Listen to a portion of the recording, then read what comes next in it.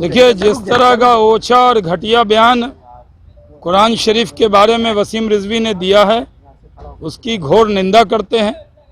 Bharatiya Janata party Quran शरीफ सहित सारे धर्म ग्रंथ का सम्मान करती है।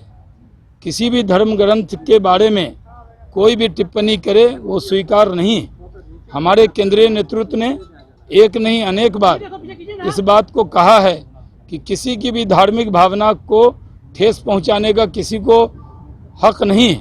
लेकिन वसीम रिजवी ने जिस तरह कुरान शरीफ के लिए और खलीफाओं के लिए ओछी बयानबाजी की है, इसकी मैं घोर निंदा करता हूं।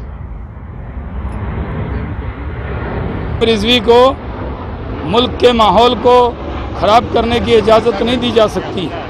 इस तरह के ओछे बयानबाजी की इजाज़त नहीं दी जा सकती। जिस तरह अदालत में भी जाकर और बाहर भी जो बयानबाजी की है कुरान शरीफ के बारे में, वो पूरी तरह अस्वीकार है।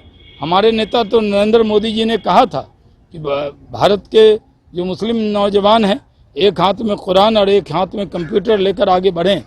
हम किसी की भी धार्मिक भावना को ठेस पहुंचाना नहीं चाहते।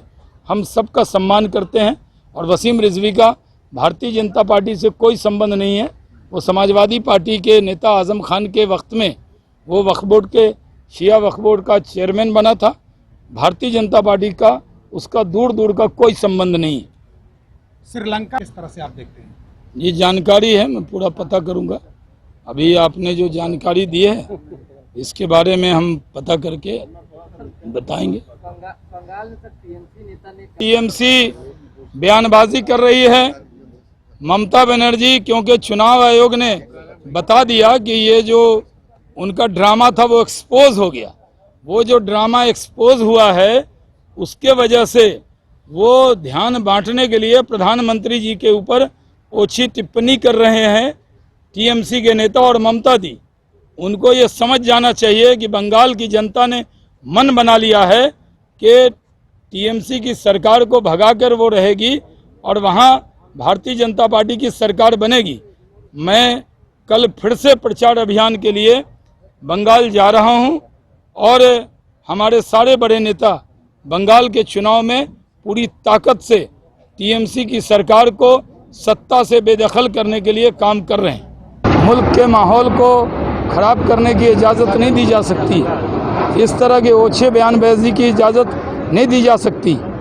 जिस तरह अदालत में भी जाकर और बाहर भी जो बयानबाजी की है कुरान शरीफ के बारे में, वो पूरी तरह अस्वीकार है। हमारे नेता तो नरेंद्र मोदी जी ने कहा था कि भारत के जो मुस्लिम नौजवान हैं, एक हाथ में कुरान और एक हाथ में कंप्यूटर लेकर आगे बढ़ें। हम किसी की भी धार्मिक भावना को ठेस पहुंचाना नहीं चाहते। हम सबका सम्मान करते हैं और वसीम रिजवी का भारतीय जनता पार्टी से कोई संबंध नहीं है।